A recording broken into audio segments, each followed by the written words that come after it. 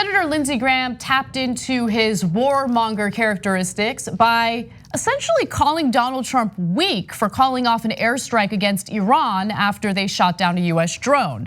In a tweet, he wrote, the measured response by President Donald Trump regarding the shooting down of an American drone was clearly seen by the Iranian regime as a sign of weakness. Now, Trump responds. Yes. Okay, now before we get to Trump's response, you know one of the favorite things of the right wingers is to yell, triggered, oh man, it's so easy to trigger the left.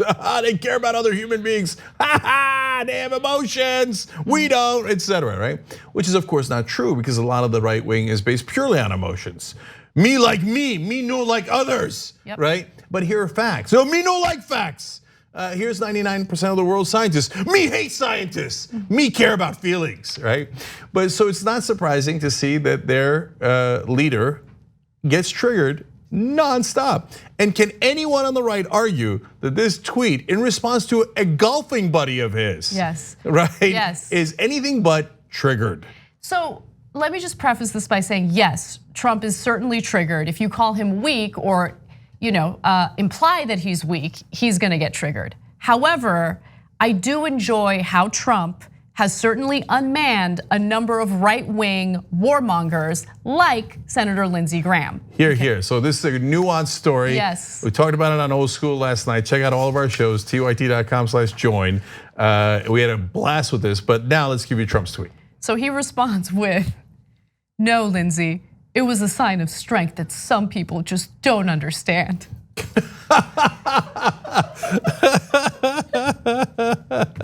Okay, so there's a lot of different ways of reading that tweet.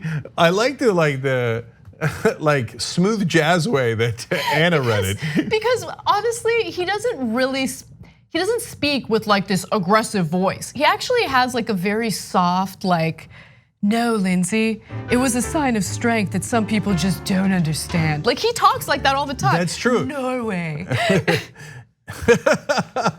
He does, he has this weird way of talking where he says, I'm really strong. Yes.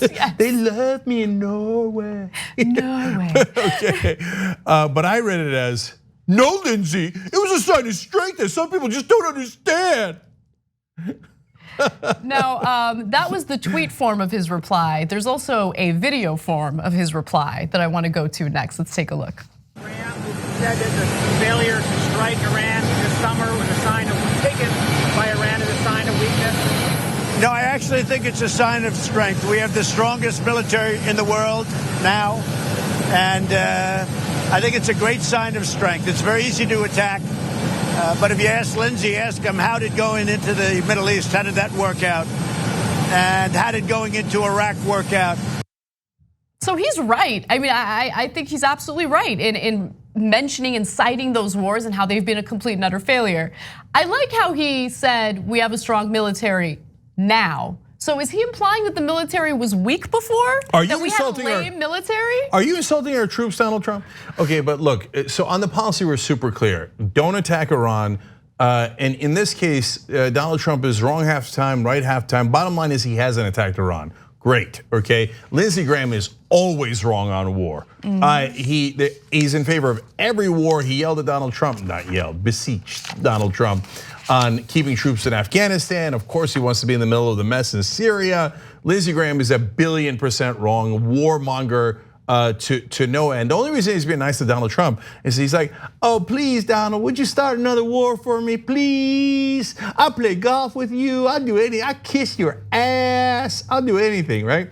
So that leads to what Anna was saying earlier, and what we spent a long time on Old School last night. How he, look, so Trump has these insecurities, and that's why he keeps saying, I'm strong, mighty, strong, she's a very stable G, right? And so that's true. But what's funny is how much weaker other Republicans are. So when he yells at them, what happens at the end? Ted Cruz is like, I'm not going to endorse him at the convention. And then the Mercers slammed the door in his face and they gave him $13 million. Those are the donors that are in charge. All of a sudden, Ted Cruz is phone banking for Donald Trump. Please vote for Donald Trump. He called my wife ugly and he's so right. He called my dad a murderer, but please vote for him. Oh, what? You want to talk about a beta? You want to talk about pathetic I mean, Ted Cruz is the saddest man in America. And then Lindsey Graham, he said, you know what Trump did to him in the campaign? He doxed them. He literally put out his phone number to everybody. And then Lindsey Graham started getting all sorts of threats and et cetera. And then he's like, this is outrageous and it will not stand and Trump is terrible, right? Now he's like, oh, please, Donald, please start a war. Here's the thing. So yes, he doxed him. And I think it's an important point to mention because look, whenever we cover Lindsey Graham bowing his head to Trump, we do it from the standpoint of he wants to remain relevant. And he was honest about that during an interview with the New York Times. And you can listen to that interview, the show is The Daily. He just straight up admits it. However, let's keep it real. Lindsey Graham is afraid that Donald Trump is gonna attack him during the rallies. And we know what that leads to. Yeah, absolutely. Look, and one last thing about Lindsey Graham.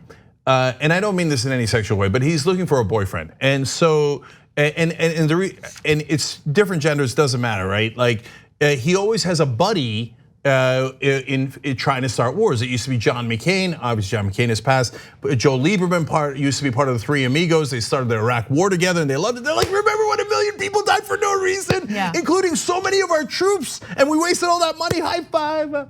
But Lieberman got run out of town in Connecticut, and then he had Kelly Ayotte up in New Hampshire, and she lost. So now he's like looking around. He needs a new boyfriend. He's like, who's gonna be my buddy in the cop, buddy movie or whatever, right? Where we go and start reckless wars.